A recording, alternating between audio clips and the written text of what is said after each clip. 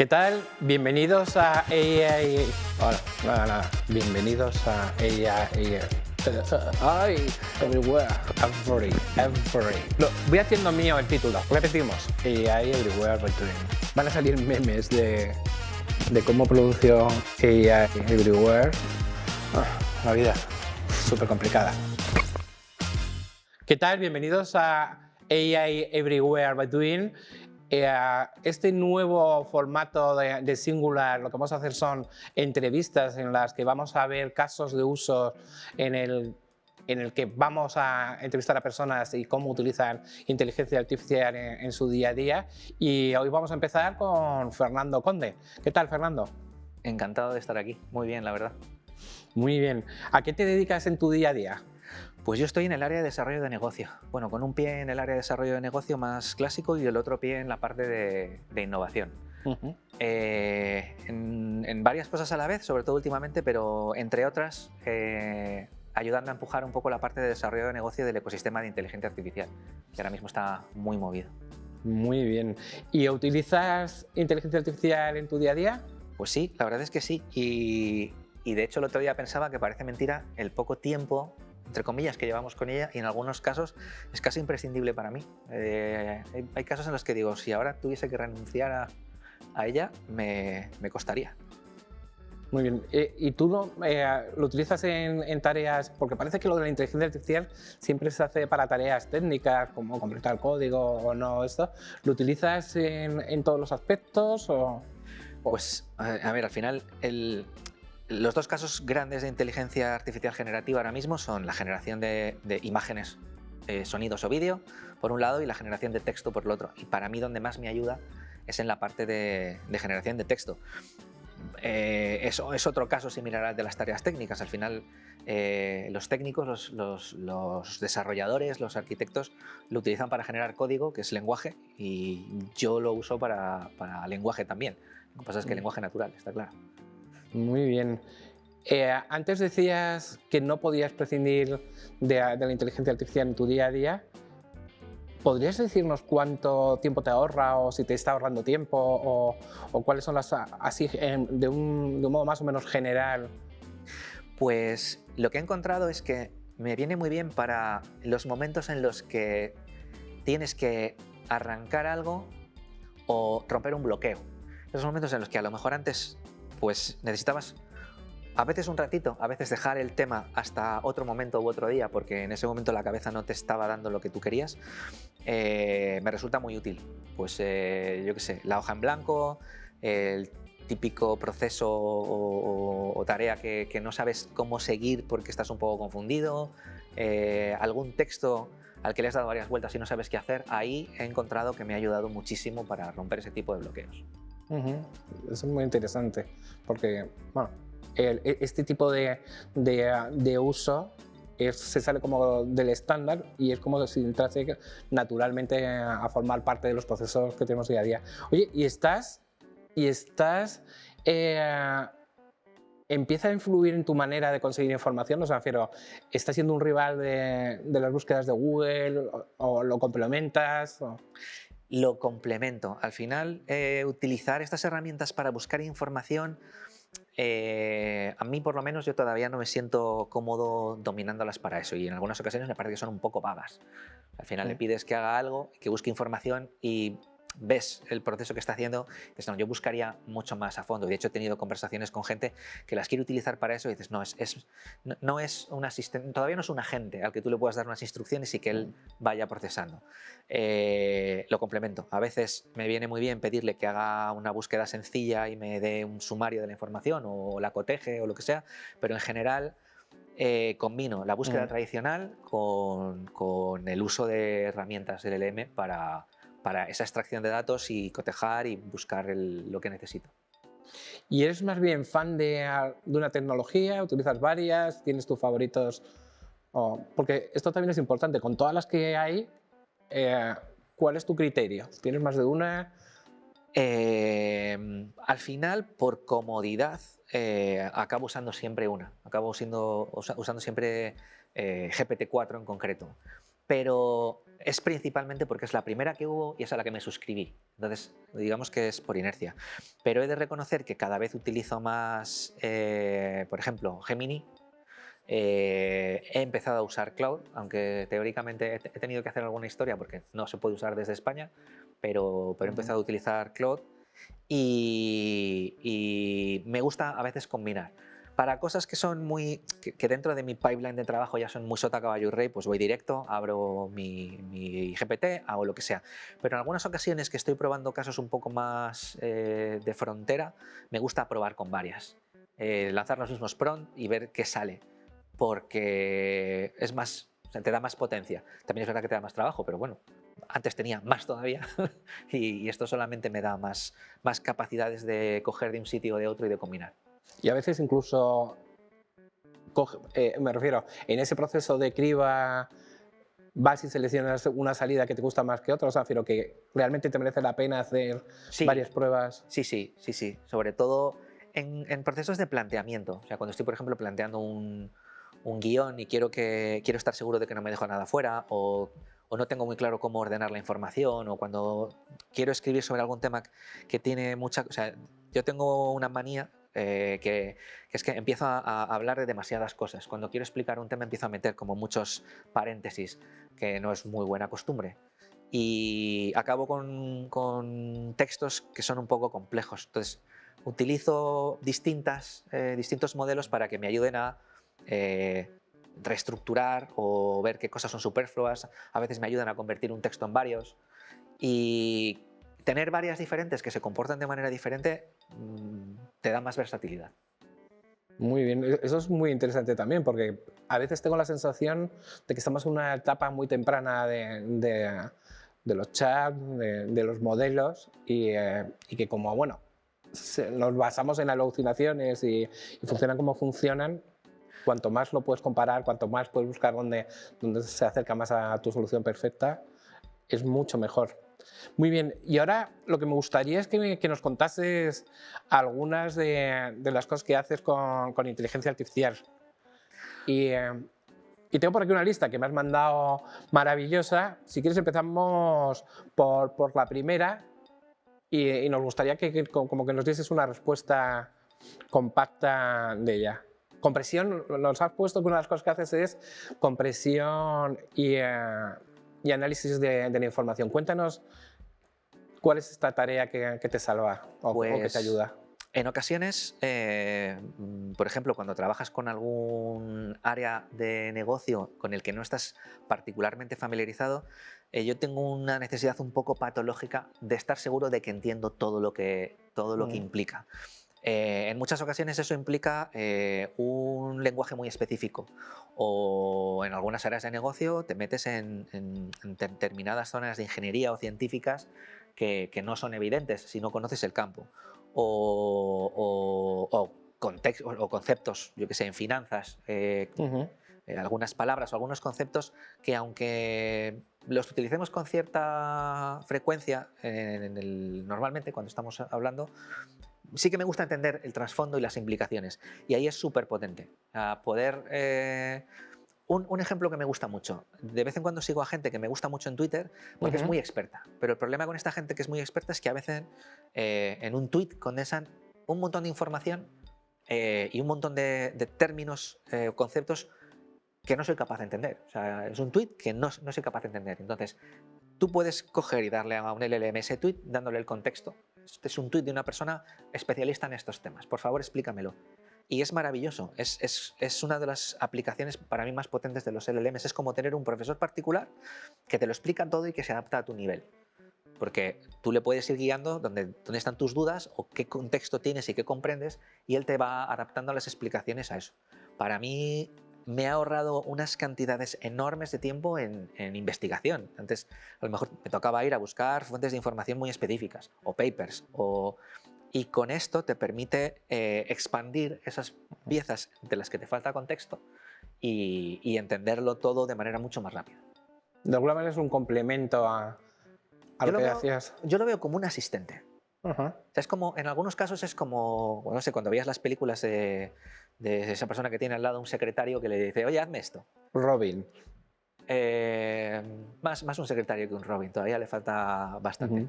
Pero sí que te puede quitar, al final cuando trabajas con información, hay mucho trabajo que son pues borradores o planteamientos o que no requiere un conocimiento muy profundo y que te dedican mucho tiempo, que te cuestan mucho tiempo hasta que ves un poco las cosas planteadas de una forma o de otra y decides por dónde ir.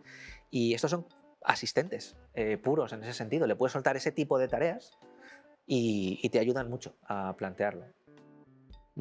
Ese es un buen caso. También tenía un punto aquí, uno de los usos que me habías o habíamos hablado previamente, que es como sparring de negociaciones. Cuéntanos cómo es ese uso.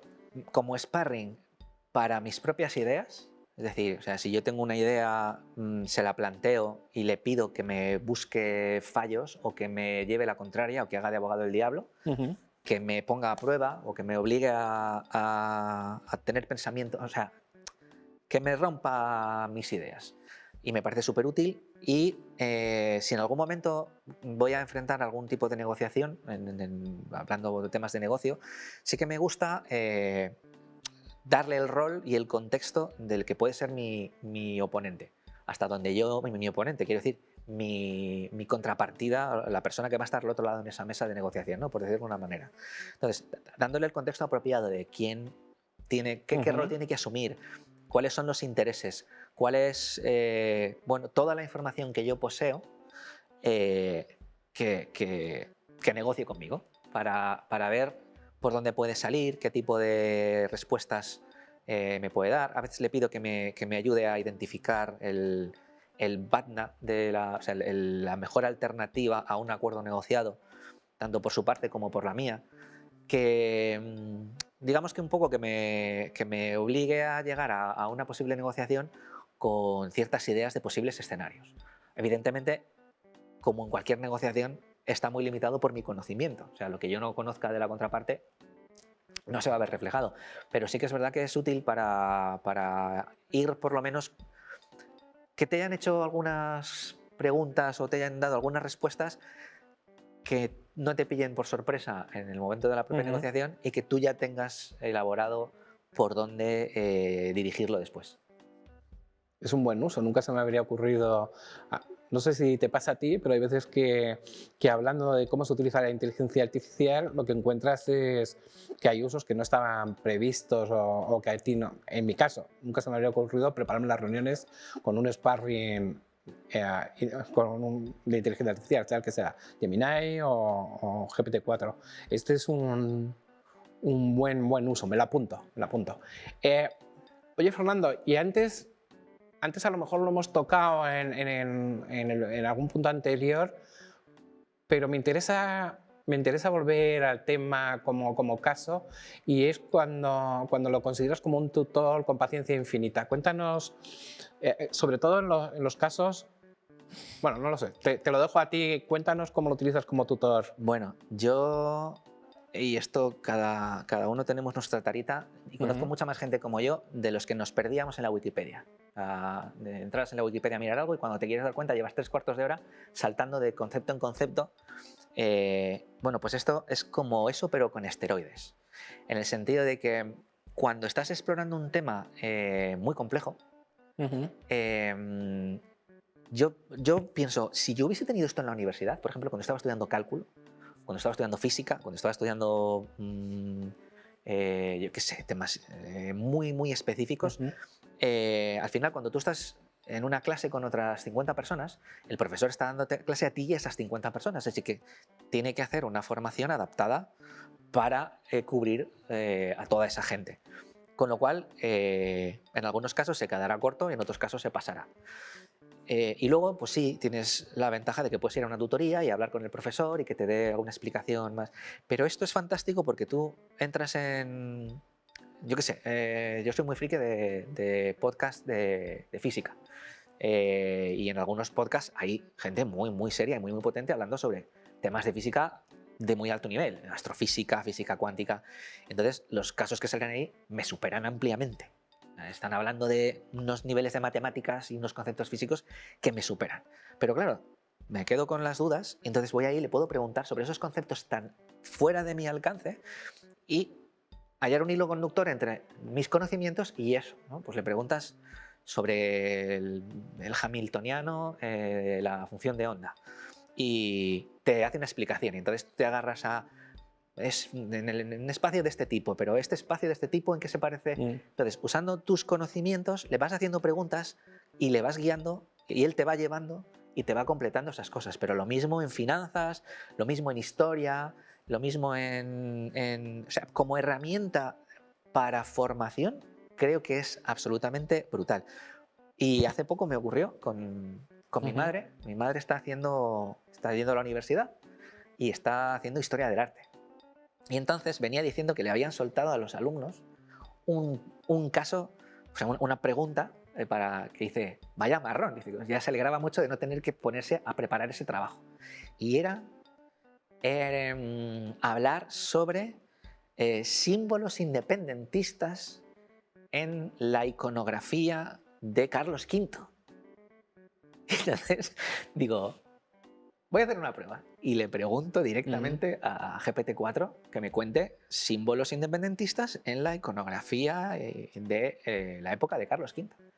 Entonces empieza a soltar un chorro de información en heráldica, en pintura, en escultura, en un montón de cosas totalmente contextualizada, que es súper potente, porque al final uno de los mayores problemas cuando te enfrentas a un campo de conocimiento muy grande es que tienes que ir construyendo un montón de cosas en las que ir subiendo para llegar hasta arriba.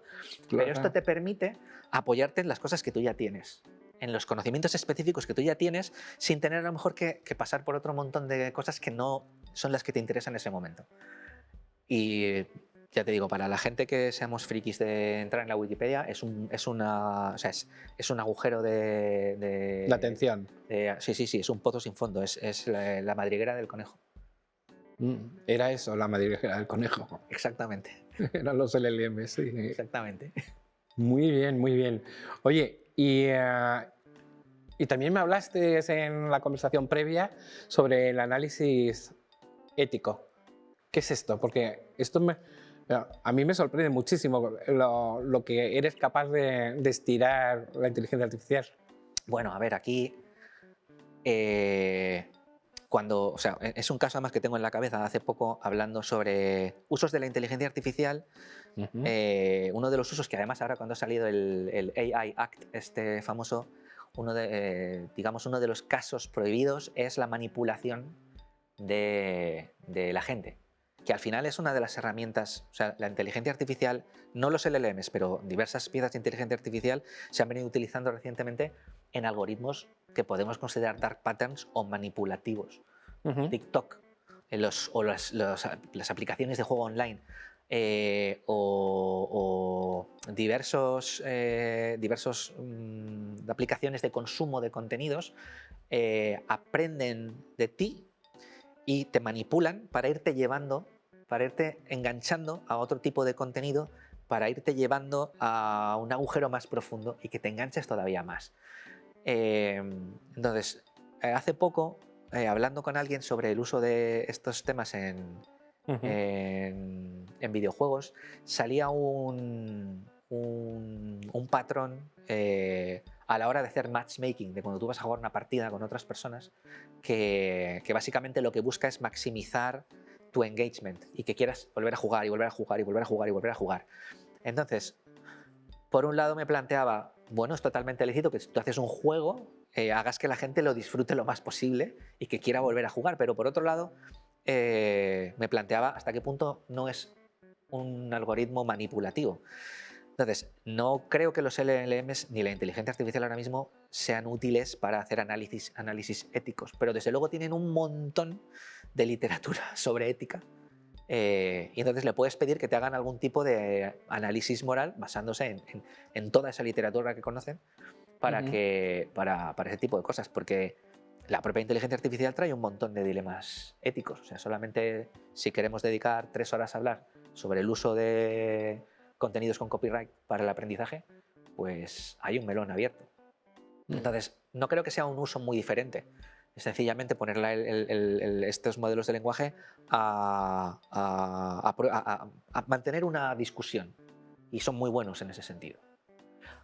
Eso sí, y aquí está uno de los grandes peligros. Sobre todo cuando te adentras en campos en los que no tienes un gran conocimiento, es muy posible que te la cuelen. O sea, que alucinen. Al final responden.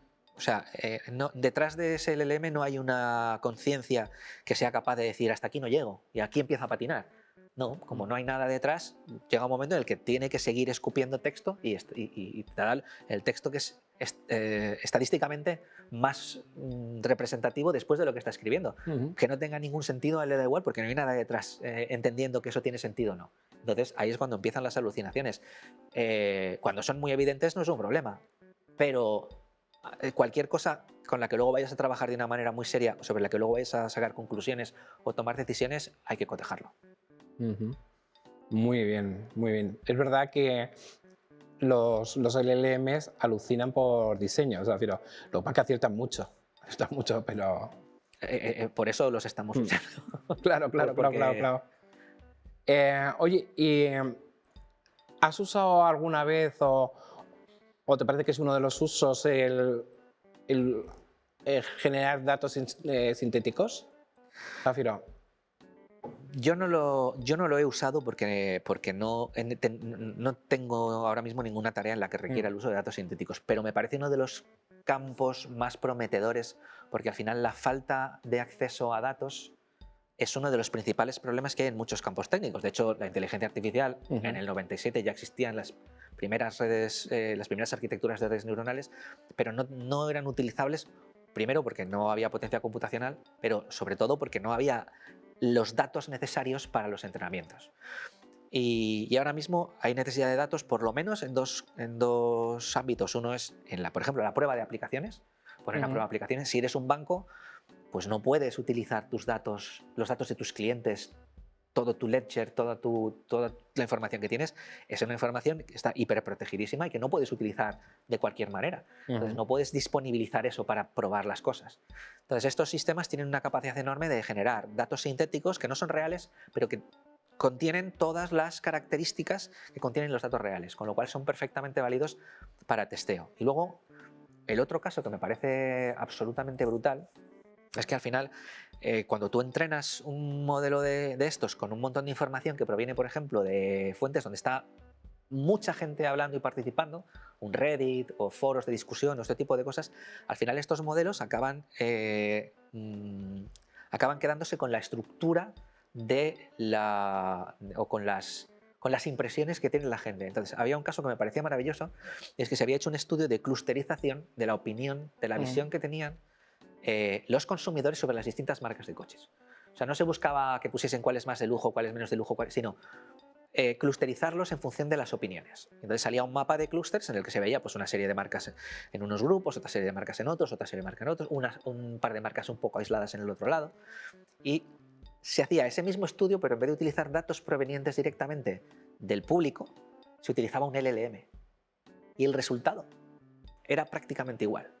Es decir, desde el punto de vista de la gente de marketing que quiera tener esas clusterizaciones, te ahorras un coste enorme en tiempo, recursos y dinero si eres capaz de extraer esa misma información, esas clusterizaciones, esa estructura de sentimientos de un LLM sin tener que hacer miles o decenas de miles de encuestas, que para mí es otro tipo de datos sintéticos que conservan la estructura de los datos originales y que permiten hacer mucho trabajo de investigación, de pruebas de software, de categorización, de personotecnia.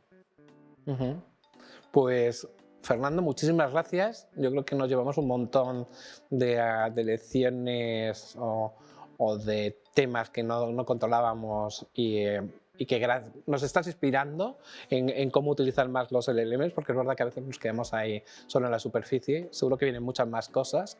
Yo creo que ahora mismo cada persona, estamos en esa fase en la que cada persona las está utilizando como no hay nada previo, no hay un aprendizaje previo, pues cada uno lo usamos en lo que se nos ocurre. Con lo cual, tengo muchas ganas de ver el resto de las entrevistas para ver qué están haciendo los demás, porque creo que vamos a flipar. Bueno, y solo es el principio. Exactamente, como dicen, this is only going to get better. Pues sí, eso es lo que dicen los optimistas. Yo soy de los optimistas, ¿eh? Pues aquí cerramos este primer episodio y bueno, volveremos con muchos más muy pronto.